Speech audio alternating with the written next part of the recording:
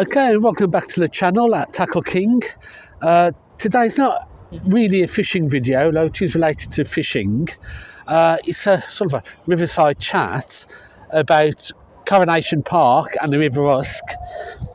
And I saw on the news last night on the South Wales Argus that there's a big new anti-flood development scheme which is going to incorporate Coronation Park, and it looks like it's going to impact the fishing down here. So if you want to fish here, make it soon, because the work starts in March. But we'll just take a quick look and I'll sort of explain from what I can see on the plans. I've been onto National Resources Wales and checked out their plans, and I'll say what I think is going to happen. There's also a lot of work down here anyway at the moment because of the development of the new transporter bridge, visitor centre, and refurbishment of the transporter bridge. So the road, Stevenson Street, which leads down to Coronation Park, a lot of it's closed, and there's only a narrow path down to the Kissing Gate to get into the park that's open because of all the work vans. But let's have a quick look around the area and see what it is. Okay, so Coronation Park runs along the bank of the River Usk. You get into it by the transporter bridge. As you can see over the other side, you used to be able to fish on that, but now it's all closed off as the new visitor centre's built, and I doubt if you're about to fish on there once it's finished. Coronation Park's a really nice area for fishing. You can get quite close down to the bank of the river. It goes for about 300 metres to half a kilometre in length down here, and it can be quite popular. The local sea angling groups will have competitions down here sometimes because it's a good stretch of bank and you can get a good few numbers of people down here fishing, so it's well worth having a competition down here. So further down that upstream, you have the jetty and the area grassland down there where you can fish from, but it's not that easy to get down to if you've got mobility issues, because you have to go down quite a steep bank. Plus it gets real busy down there. I've been down there on the summer and sometimes you can't get a spot to go fishing. So Coronation Park is always a good place so far to go fishing, but I think that's going to end soon, and I'll run through why I think that's going to end shortly. Well, so the new flood defences is going to incorporate part of Coronation Park and carry on straight down the bank to the Stillworks. It's £21 million worth of work's going to be done, so it's a fairly big scheme. This here is the old bund, or the old seawall, sea defence, which is a little bit overgrown and a bit massive and really not up to standard for now, and that's all going to be rebuilt. That's the Kissing Gate you get into. It's quite a small one, but you can get in there with a bike. If you've got a wheelchair, it's going to be a problem. So the new flood defence is going to replace that gate with a much bigger Kissing Gate, and there's going to be access to it via a radar key. So if you're disabled and you want a mobility scooter, you'll be able to get onto it. That bank at the top at the moment, there's a sort of a dirt track. It's not very good for walking. That's going to be great. That's so this bund, the wall, is going to be upgraded, renewed, and there's going to be a nice accessible path that goes all the way down to as far as the Stillworks, I believe. And coming off there's going to be sort of viewing platforms, seating areas, and places like that. Now, on the drawings, the schematics of it, it shows that there's also a metal fence that runs alongside. But we'll have a look at those later when I get back. The biggest issue is the landscaping they're going to do down here, because at the moment, as you can see, it's sort of grassland down to the bank, and it's very easy to get to the bank for fishing when the tide's in. Now, this is all going to be developed into reedbeds and marshland. So you're going to have this sort of reedbed all the way along Coronation Park, and what looks like it's going to go down as far as the river itself. So you're not going to get access to the river by the looks of it, unless you're prepared to fight your way through reed beds like this. And these are about 6 foot tall, these reed beds are, and they're quite dense, and the ground will be quite soggy. This bund here, as I say, is going to be extended, raised up, and made into a much more substantial sea defence with an accessible path on top. As I say, it looks like there's going to be a sheet metal fencing that runs alongside. There's supposed to be some gaps in that fencing with steps down to the marshland or the wetland area for viewing platforms and stuff. But there doesn't seem to be anything to do with fishing or access for fishing to the river. And that's a bit of a concern. You know, what you've got to remember is that National Resources Wales collects over £1 million a year in fishing licence fees, but they don't seem to be investing a lot in fishing at all. In fact, they're making a lot of areas inaccessible for anglers. So that's a quick look around. My suggestion is, if you've ever wanted to come fishing here to give this a test, then do so certainly in the first half of this year, because you might not get access in the second half. It's a nice spot for fishing. I like this place for fishing. I think Riverside with Me, the YouTube channel, has also done a few fishing channels from this Coronation Park. It gets some good results. When the tide's in, you're on a bend here on the river, so you do get quite a rip tide, rip currents coming through, so you do need some quite heavy weights to keep the bait in place. But it is really nice place. It's real quiet. You don't get disturbed by too much passing traffic or anything like that. You've got the dogs yapping in the background for the dogs home. But apart from that, it's a nice quiet place that's easy to fish. Okay, so that's it. I'll go back to the office now. I'll get the plans up and show some of the schematics and drawings and artist impressions of the place. But as you can see, all of this grassland, it looks as though it's going to be converted into a 6 foot tall reed bed type habitat, and it's going to be managed for wildlife. So there's not many places in Newport to go fishing if you don't have a car. This is one of the best places for sea fishing. And if that gets lost and you can't get on up at the jetty and that grassland area there, then it's a case of you're going to have to buy a car, because you're going to have to travel by car. You've got St Bride's. It has a bus service, but it's a dial to ride, so you have to book it at least a day in advance. And if you want to go fishing on a Monday, you've got to book it on Friday. There's no scheduled services down to St Bride's. The other way is along Nash and out to Gold Cliff and places like that. Again, there's a dial to ride, but you have to book that again 24 hours in advance at least. And again, if it's a Monday you're going fishing, or Sunday, you've got to book it on a Friday. So there's no scheduled services out there, which basically means it's a car. Now, I've tried to do without a car for a while. I've got my electric bike, which is great for local fishing spots like this, and I've got my over 60s bus pass, so I can jump on the bus that way. But if you lose this place and the place opposite once the visitor centre's opened, I'll have no choice but to get a car so I can carry on with fishing, and that's a shame.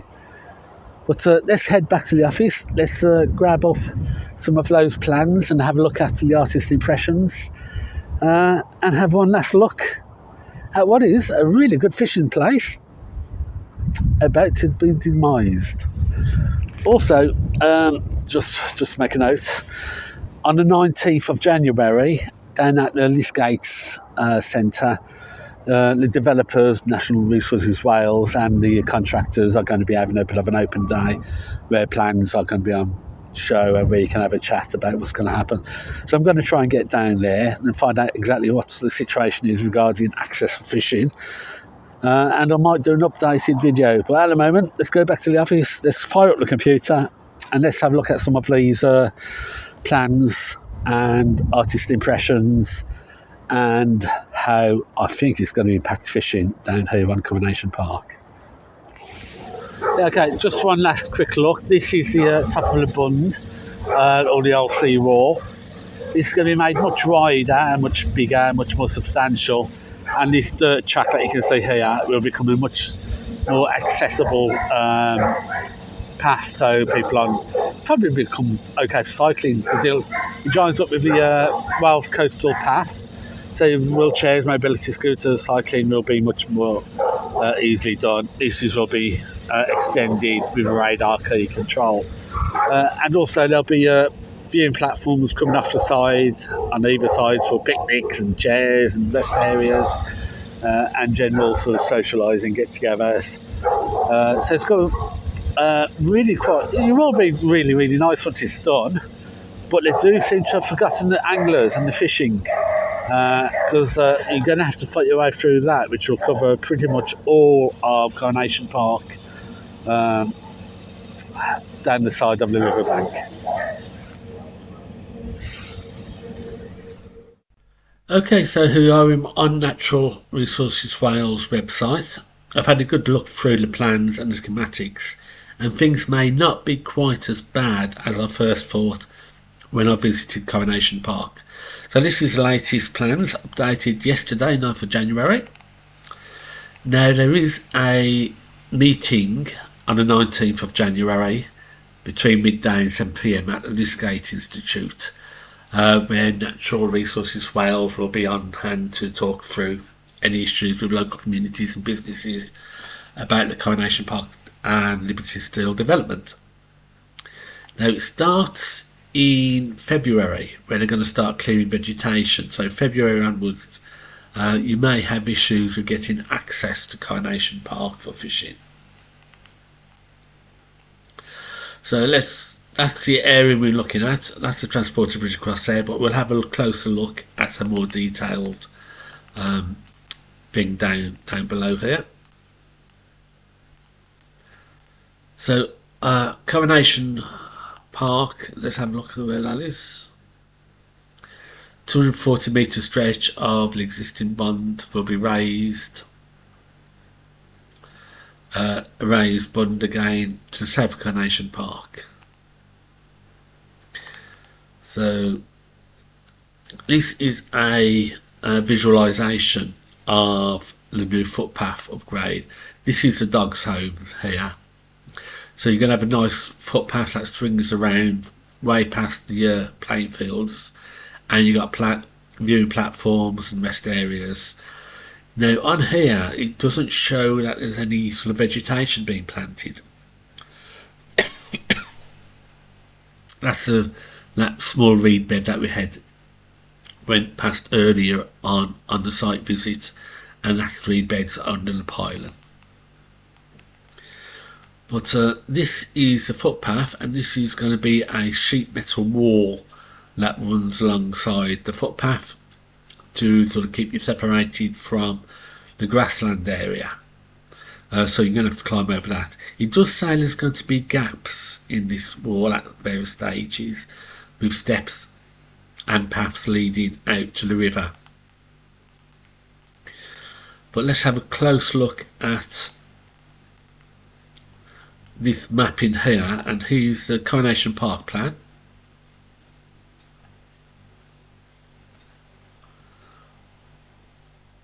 So let's go in here. That's the transporter bridge. That's where the kissing gate is, and it says it's going to get rid of the kissing gate and replace them with bollards and accessibility kissing gate with radar key. So this is basically where we was earlier. Now looking at the shading, looking at the key, it says that key represents, when we can find it, existing grassland to be retained and made good where damaged. So according to this plan, there's going to be no new planting of reed beds. The new planting is all the way down the side here. This is a new tree is going to be planted. Again, this is all wildflower meadow and the like. Right.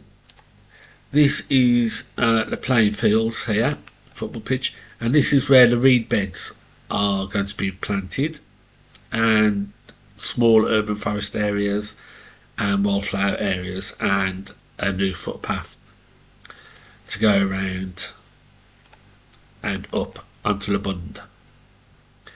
Right, so if that plan is okay, then this access should be, it'll be grassland. There won't be any new reed bed planting according to this plan, and that's the top of the bund. But if you go on to the next one,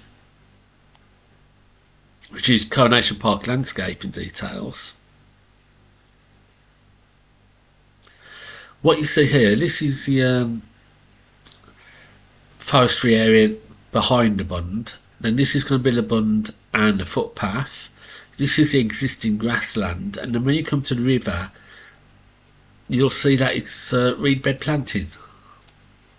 So there's going to be lots of reed beds planted alongside the riverbank. Now, anyone will tell you that once you've got reed beds, you've got a lot of vegetation. That's going to cause real problems with snagging and fishing. It's going to cause more stress to the fish when you're reeling them in, and it's going to be a little bit more difficult to catch and release them back into the river if this is all reed bed planted. Again, further down the bund, this is the bund steps area, and again the reed beds. And that's a composite decking floating structure. If you've ever been over to the Wetland Centre, the RSPB NRW Wales Wetland Centre at Nash, you know the sort of composite decking you're going to be seeing there with interpretation boards. They're sort of semi-floating over onto the river, and you got your wetlands and reed beds there. So, and then you got your steel wall to separate you from the wetlands. So there's two possibilities here. One is that according to this Coronation Park plan, there's going to be no new planting and it's going to be retained existing, but according to the Coronation Park Landscape in details, there's going to be lots of reed beds planted within the river itself.